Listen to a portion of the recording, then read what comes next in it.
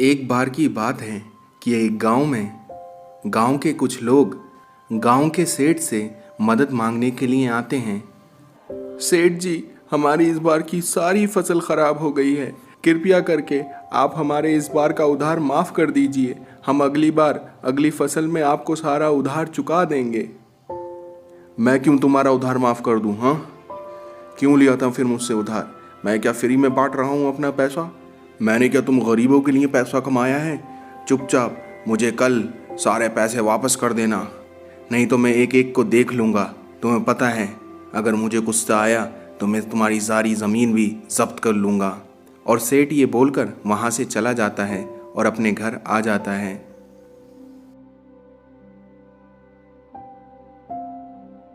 अरे कहाँ हो तुम? सुनती हो? अरे कहाँ हो? हम आ गए हैं घर। जी हाँ, बोलिए। आप तो इतना शोर कर देते हैं। जल्दी खाना निकालो, वैसे भी आज गांव वालों ने मेरा दिमाग ख़राब कर दिया है और मुझे फिर से ज़मीन पर भी जाना है। तुम जल्दी से खाना निकाल दो, ठीक है? अरे अरे, निकालती हूँ। आप तो इतना गुस्सा कर रहे हैं जैसे मानो आसमान फट गया हो। आसमान क्या फटेगा? मेरा पैसा मेरा है और मैं एक रुपया भी माफ़ नहीं करूँगा। और ये गांव वालों को मेरा एक एक रुपया वापस करना होगा।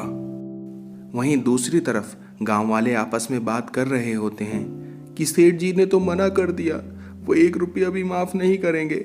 हम ऐसे हालात में क्या करें? हमारे पास तो खाने का एक अन्न भी नहीं है। लगता है इस बार भी भूखमरी का सामना करना ही होगा। और तभी वो गांव वाले बात कर ही रहे होते हैं, तभी वहां पर एक भिखारन आ जाती है।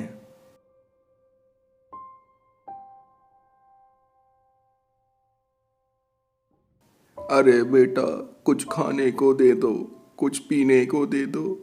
बहुत दिन से कुछ नहीं खाया, ना कुछ पिया है। एक गरीब की मदद कर दो। इस बुढ़िया की तुम्हें दुआ लगेगी। कोई तो मदद कर दो। 2 दिन से खाना नहीं खाया है इस बुढ़िया ने। अरे दादी माँ, इतनी बुढ़िया होकर आप भीख मांग रही हैं। आपके घर वाले कहाँ हैं? आप ऐसे सड़कों पर भीख क्यों मांग रही हैं? बताइए, हम आपकी क्या मदद कर सकते हैं? आप इतनी बुढ़िया होकर ऐसे भीख मांग रही हैं। अरे बेटे, मेरे घर वाला कोई नहीं है, सब मर गए हैं। बस मैं ही एक अभागन बची हूँ, दर दर की ठोकरें खाने के लिए। कुछ पैसे हो तो दे दो, मैं उसका कुछ लेकर खा लूँगी। मैंने बहुत लोगों से मांगा, लेकिन किसी ने मेरी कोई मदद नहीं की। अम्मा, मेरे पास अभी जो कुछ है वो आप ले लीजिए, क्योंकि मेरे पास इससे ज़्यादा कुछ नहीं है।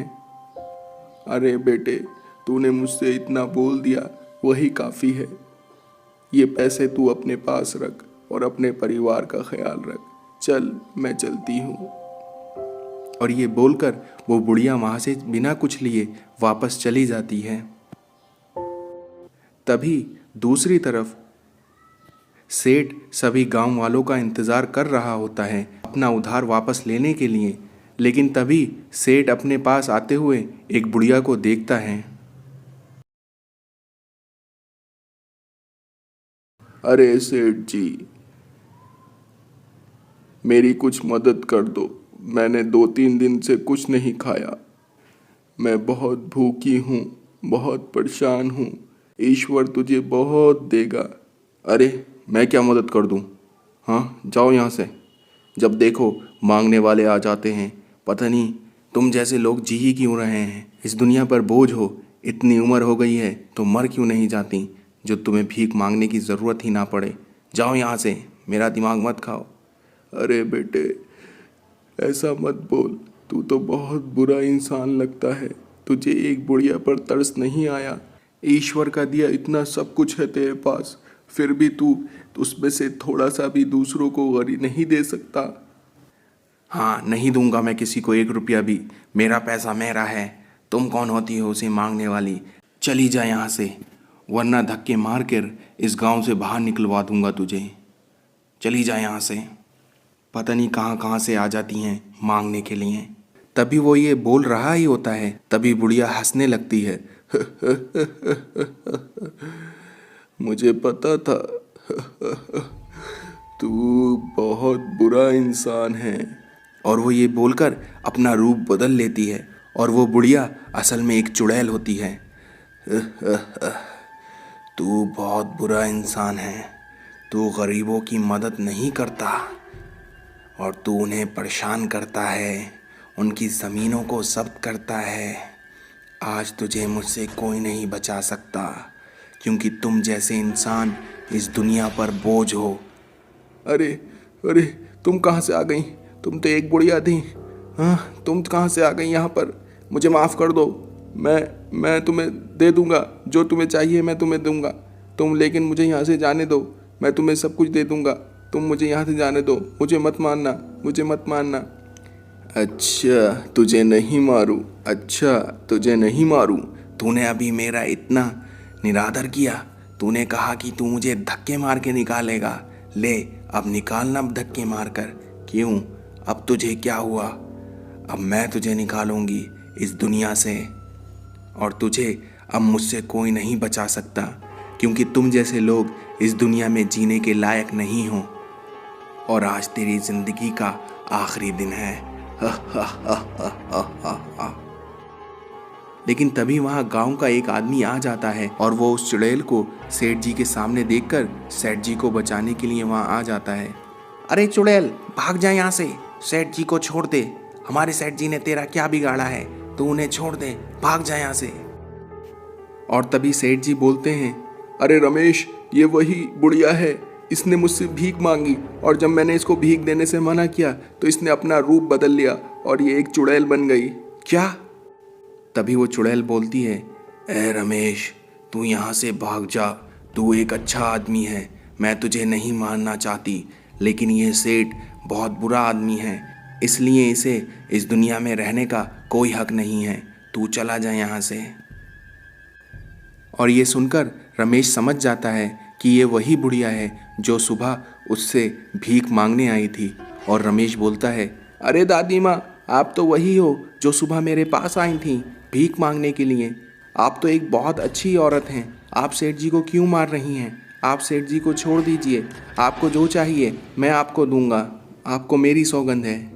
और ये सुनकर वो चुड़ैल वापस से बुढ़िया का रूप धारण कर लेती है। अरे अम्मा जी, आप ऐसा क्यों कर रही थी? आखिर इसके पीछे क्या कारण है जो आप ऐसे लोगों को मार रही हैं? ये करना तो बहुत गलत है, मुझे पता है इसके पीछे बहुत बड़ा कारण है जिस वजह से आप ऐसा कर रही हैं। हमें आप बताइए जिससे हम आपकी मदद कर सकें। और ये सुनकर वो बुढ़िया बोलती है, बेटे, आज से 30 साल पहले की बात है। मैं इसी तरह भीख मांगती थी और भीख मांगकर ही अपना गुजारा करती थी। तभी एक दिन की बात है कि मैं भीख मांगते मांगते एक गांव से गुजर रही थी और वहीं मुझे 2 लड़के खड़े हुए मिलते हैं जो कि आपस में बात कर रहे होते हैं। और मैं उनके पास पहुंचती हूं और मैं उनसे बोली, अरे बच्चों, इस बूढ़ी अम्मा की मदद कर दो। मैंने 2-3 दिन से कुछ नहीं खाया है। तुम तो एक अच्छे घर के लग रहे हो, मेरी मदद कर दो, ईश्वर तुम्हें बहुत देगा। तभी उसमें से एक लड़का बोलता है, अरे बुढ़िया, जा यहाँ से, पता नहीं कहाँ कहाँ से आ जाते हैं सुबह सुबह भीख मांगने के लिए। तुम जैसे लोग तो इस धरती पर बोझ हैं। इतनी उम्र हो गई है फिर भी भीख मांगने की क्या ज़रूरत है? मर ही क्यों नहीं जाती तुम? वैसे भी 100 से ऊपर की तो हो ही चुकी हो, अब क्या करोगी जीकर? इस दुनिया में वैसे भी तुम्हारे लिए कोई जगह नहीं है, तो इससे अच्छा मर ही जाओ। तभी वहीं दूसरा खड़ा हुआ लड़का बोलता है, अरे यार, तू ऐसे क्यों बोल रहा है? अगर तुझे भीख नहीं देनी तो मत दे, लेकिन उनसे इस तरह से तो बात मत कर। उन्होंने तेरा क्या बिगाड़ा है?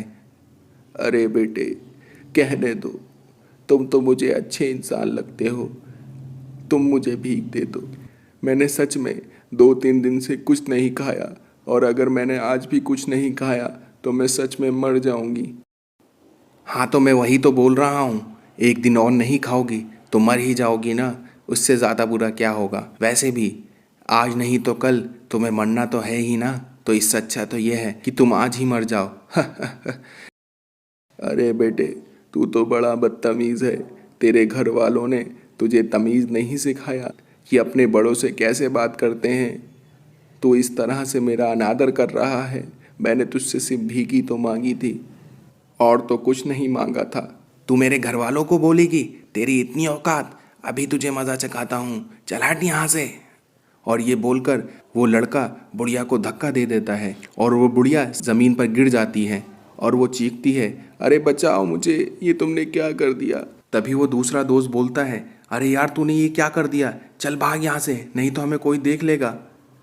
और वो बुढ़िया चीखती रहती है, अरे मुझे बचाओ, मुझे बचाओ, मुझे बचाओ। और उस बुढ़िया का सर नीचे ज़मीन पर लग जाता है, जिसकी वजह से उसका सर फट जाता है और उसमें से बहुत तेज़ खून निकलने लगता है और वो बुढ़िया मर जाती है। और वो मरने के बाद एक चुड़ैल बन जाती है। अब मैं किसी को नहीं छोड़ूंगी। अरे अम्मा, आपके साथ तो बहुत बुरा हुआ। आपकी कहानी सुनकर तो मेरे आंखों में आंसू आ गए हैं और मुझे इंसान होने पर दुख हो रहा है। अम्मा, अब होनी को तो नहीं बदला जा सकता, लेकिन आप अब किसी को परेशान मत कीजिए, क्योंकि आपके ऐसा करने से आपको खुशी नहीं मिलेगी, उल्टा आप खुद भगवान की नज़रों में बुरी बनेंगी। इसलिए आप ये काम करना छोड़ दीजिए और आप इस गांव से चली जाइए। जिसे सुनकर वो बुढ़िया उस गांव को छोड़कर वहाँ से चली जाती है और इस तरह से रमेश सेठ जी को बचा लेता है। तो दोस्तों, अगर आपको हमारी वीडियो पसंद आई हो तो इसे ज़रूर लाइक करें और हमारे चैनल को अभी तक आपने सब्सक्राइब नहीं किया है तो इसे ज़रूर सब्सक्राइब कर लें, जिससे कि आप हमारी आने वाली वीडियो सबसे पहले देख सकें।